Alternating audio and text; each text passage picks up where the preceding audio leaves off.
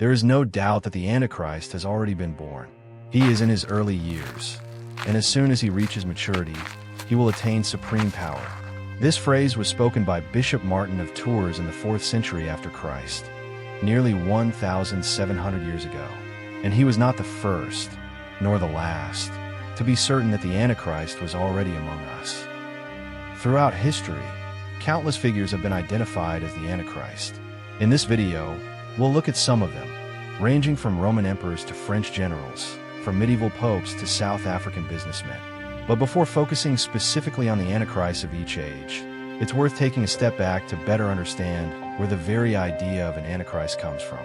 The word and the concept Antichrist can indeed be found in the Bible, but not in the most obvious places. It doesn't appear in the Gospels, nor in the book of Revelation, nor in Paul's letters. In fact, it only shows up 5 times in the entire Bible, and all of them in the letters of John. In these letters, the author says that the Antichrist is to come, but also that many Antichrists have already appeared. In other words, the term is used both in the singular and the plural, and it refers to the future and the present. Furthermore, the author applies this term broadly to anyone who denies that Jesus is the Christ or that he came in the flesh. In those passages, being Antichrist essentially means defending a doctrine contrary to what the author himself was preaching. Notice, in these letters there is no mention of a global government, or someone pretending to be Christ, or any of the characteristics we often associate with the Antichrist today. So where did those other ideas come from? The ones so present in our modern imagination? They also come from the Bible, but from other passages. For example, the Gospels of Matthew and Mark speak of false Christs, impostors who would come in place of Jesus, saying, "I am the Christ," and deceiving many. Here the idea is broader, not yet that singular figure we imagine today, but the theme of someone taking Christ's place begins to emerge, something absent from John's letters. Another crucial passage for the history of the Antichrist concept appears in the 2nd letter to the Thessalonians. It says, "Do not let anyone deceive you in any way.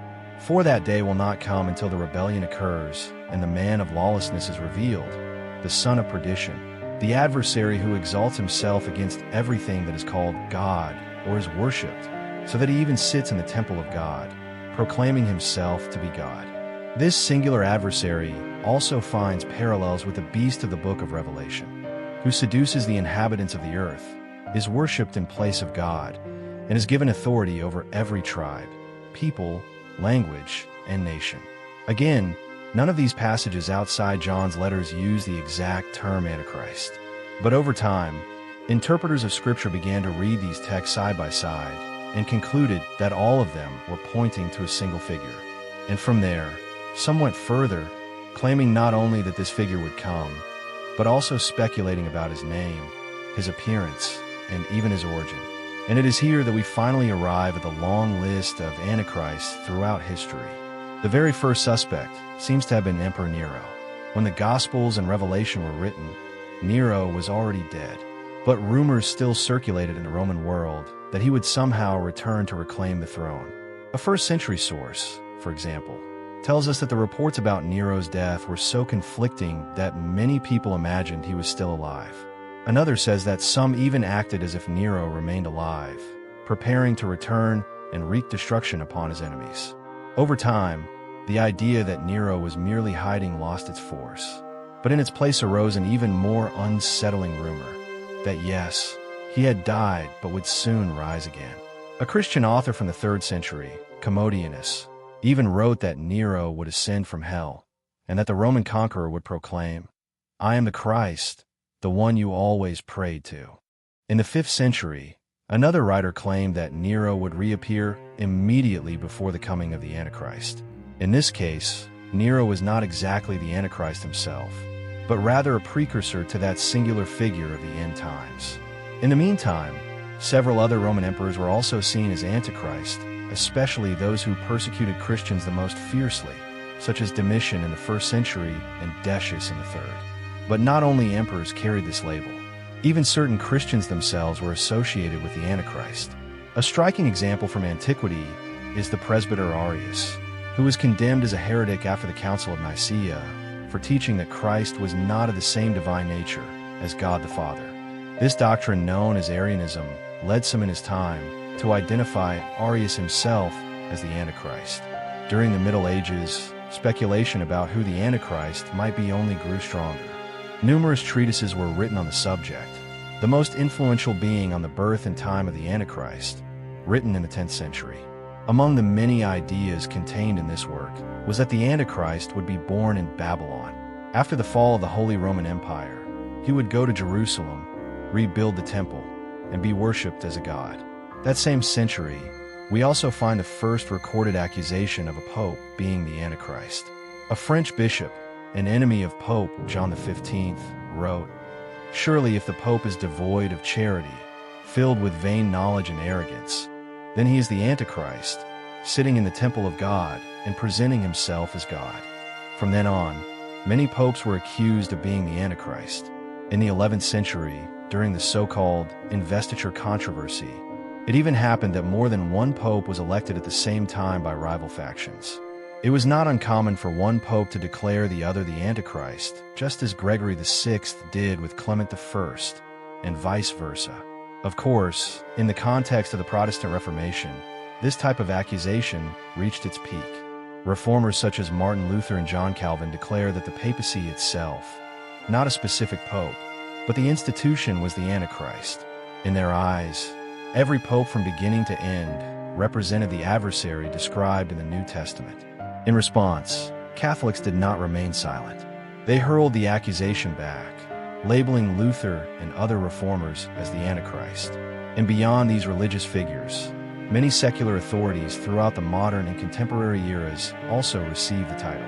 In 1660, for example, a book was published with the dramatic title, A Perfect Description of the Antichrist and His False Prophet, in which Oliver Cromwell, leader of Parliament's side in the English Civil War, was declared to be the Antichrist, with John Presbyter as his false prophet. In 1809, another book appeared with an even longer title, The Identity of Napoleon and the Antichrist Completely Demonstrated, or A Commentary on the Scriptures Relating to the Antichrist, in which all the passages are shown to apply remarkably to Napoleon, and in which especially the prophetic number 666 is found in his name with perfect accuracy in two different ways. These works were, of course, written by political opponents, and they were not the first nor the last to employ this tactic of demonization. In the Cold War era, for instance, many claimed that Mikhail Gorbachev bore the mark of the beast on his forehead. During the Gulf War, some American evangelical authors pointed to Saddam Hussein's project of rebuilding Babylon as evidence that he might be the Antichrist. More recently, French President Emmanuel Macron has been considered a leading candidate, especially by those who fear he might one day establish a global government to rule over every tribe, people, language, and nation. And even Elon Musk has not escaped suspicion, with some interviews and viral posts portraying him as a possible Antichrist. But why has this speculation always stirred so much fascination? One reason, made especially clear in the examples we just saw, is political. To label an opponent as the Antichrist, the very enemy of Christ, is an extremely effective way to destroy any sympathy or support for that person. It simplifies complex realities into a clear battle between good and evil. For those making the accusation, it is a powerful tool. And for those who accept it, it offers the comfort of taking sides with absolute certainty, without the burden of nuance. Yet there is also another reason, psychological and social. Pointing to someone as the Antichrist can act as an antidote to chaos. It offers meaning in a confusing and threatening world. As historian Robert Fuller wrote, the apocalyptic thought helps communities of faith by situating their problems in a transcendent narrative, in which a victorious ending is guaranteed. Its purpose is to show that crises can and must be endured, with the assurance that suffering is not meaningless, but part of God's plan for the final triumph over evil. In this sense, believing that the Antichrist is already present and that prophecy is unfolding before our eyes can actually strengthen faith in God's sovereignty. It reassures believers that no suffering, no injustice will be in vain, because all of it has already been foretold in the divine plan. This also helps explain why, in every age, people have believed the Antichrist would come in their time. If he had already come, or if he would not come for centuries, the idea would lose its power.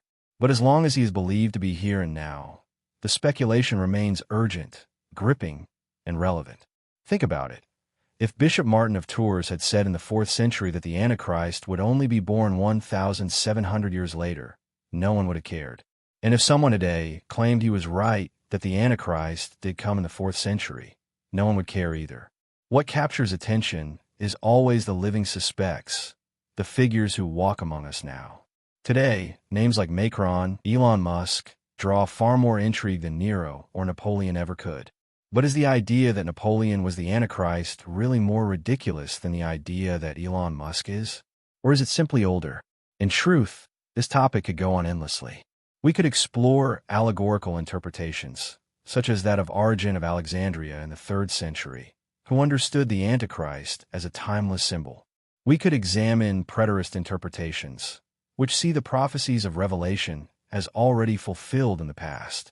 And we could list countless other candidates. But for now, we will end here. And I invite you to share your thoughts in the comments, enriching this discussion with your own insights. As always, thank you for watching, and until the next video.